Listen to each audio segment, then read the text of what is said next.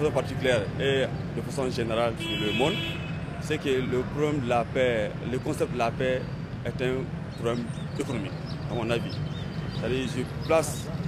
C'est le concept économique qu'il faut beaucoup voir en termes d'économie et pour asseoir une paix durable.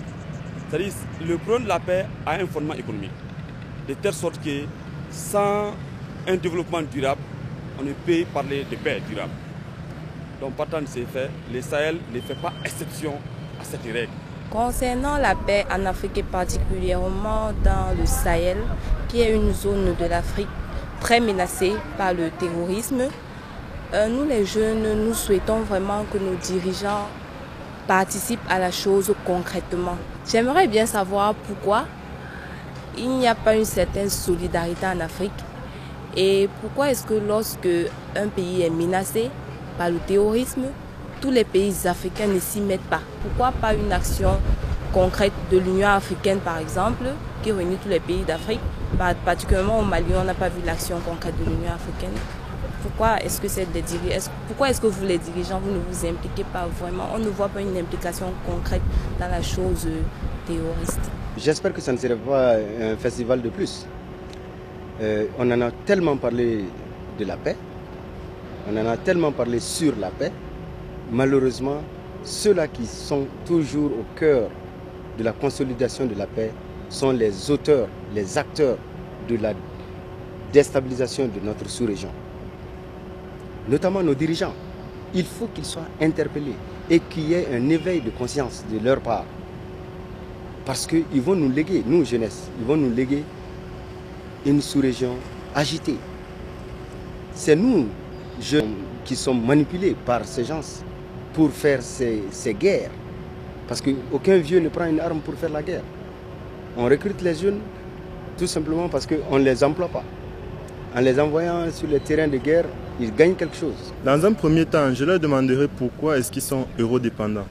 Pourquoi est-ce qu'à chaque fois qu'il faudrait prendre des décisions, il faudrait toujours que ce soit l'Europe qui soit en avant ou que ce soit les pays colonisateurs, à savoir les mères patries, la France, l'Angleterre, les États-Unis et tout et tout.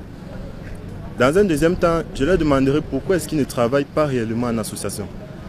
Les coopérations, ils ont créé l'Union africaine, ils ont créé les pays membres de la sous-région, les dirigeants, mais rien de tout cela n'est réellement effectif.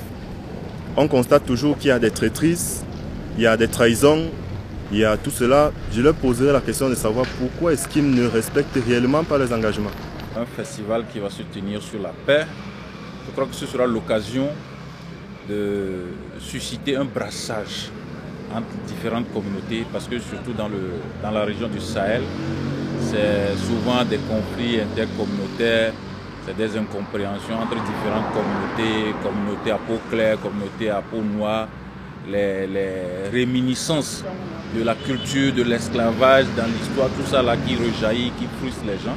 Donc ce festival là, je crois, ça sera un facteur pour que les gens se rencontrent, les gens dialoguent pour mieux se comprendre, pour que les chaînes de méfiance soient rompues. Alors, les jeunes, surtout les jeunes maliens, moi je pense qu'on attend à ce que les autorités maliennes cessent d'être laxistes. Tout ce que nous vivons aujourd'hui, c'est ça. C'est-à-dire qu'il faut dialoguer, il faut proposer la paix, mais il faut être sévère dans la construction de la paix. Il faut l'arracher, la paix.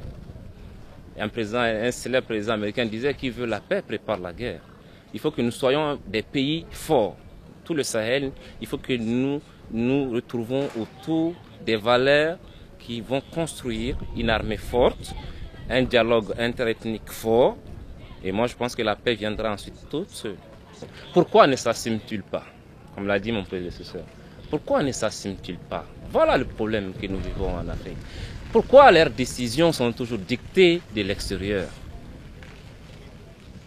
Voilà mes questions que je pose à nos autorités. Qu'ils s'assument enfin et qu'ils prennent leurs propres responsabilités, que les décisions soient les leurs. Pourquoi vouloir être présent si on ne peut pas s'assumer?